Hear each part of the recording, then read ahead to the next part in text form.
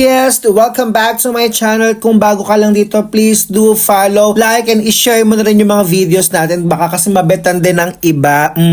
For today's video, ibibida natin ang bagong bukas na Dunkin. Dito lang yan sa may LA. Yes, LA. Lower Antipolo. Yes, dito po yan sa may Kabading. Katapat po ng Buso-Buso Island. Actually, mas katapat pala siya ng Shell na gasoline station. Ginagawa pa lang to. Grabe, sabik na ako dito sa Dunkin na to. Ewan kung di naman ako bago sa Dunkin, pero syempre nakakatuwa dahil dito sa bundok nagkakaroon na ng ganitong mga establishment. Naalala ko nga nung bata pa ako, ang tawag ko dito pasalubong ng bayan. Yes, at dahil dyan history muna tayo ng Dunkin, mga ka-husky. Yes. Habang nililibot natin ang paligid ng Dunkin dito sa Kabading. Sa mga hindi nakakaalam, si Bill Rosenberg ay nagtayo ng small restaurant na pinangalanan niyang Open Kettle sa Quincy, Massachusetts noong 1948 na nagbebenta ng coffee and donuts. Matapos magbigay ng feedback yung executives at siguro yung mga tao sa paligid, noong 1950 pinalitan niya to ng Dunkin Donuts. Ang kauna-unahang Dunkin Donuts ay nagbukas dito sa Pilipinas noong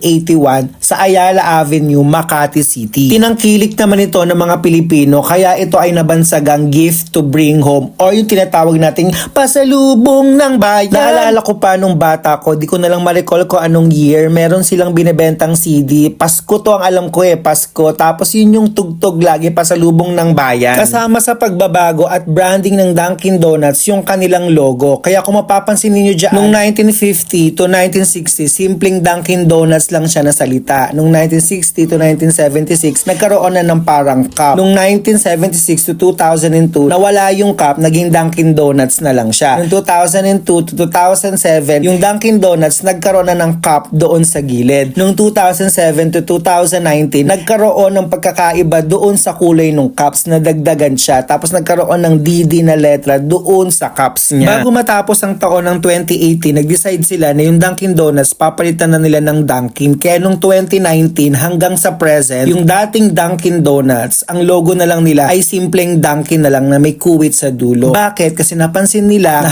halos 60% ng kanilang sales ay nanggagaling doon sa kanilang beverages o sa kanilang coffee. Bagamat nagbago man ang brand name at logo ang Dunkin Donuts at naging Dunkin na lang siya, still nag-o-offer pa rin sila ng donut or ng tinape kasi mas doon nakilala ang Dunkin Donut na ngayon ay tinatawag na nating Dunkin. Kaya sa mga nagtataka kung bakit ang dating Dunkin Donuts ay naging Dunkin na lang ngayon, ito ay dahil sa mususing pag-aaral doon sa paligid nila at doon sa mga napapansin nila doon sa mga taong pumupunta at kumakain at bumibili ng Dunkin Donuts. Kaya naman kung gusto nyo pa ng mga ganitong content, hindi ko alam kung mapapanindigan ko to.